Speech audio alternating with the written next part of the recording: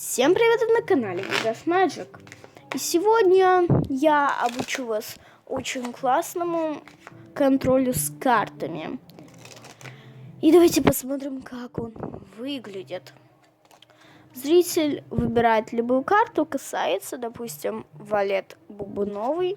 После этого мы переворачиваем колоду, щелкаем, и он у нас наверху. Давайте попробуем еще раз. Зритель выбирает карту, допустим, пятерка, 5 пики. Переворачиваем карту, щелкаем. Раз. Давайте попробуем, чтобы карта оказалась внизу колоды. Это девятка бубновая.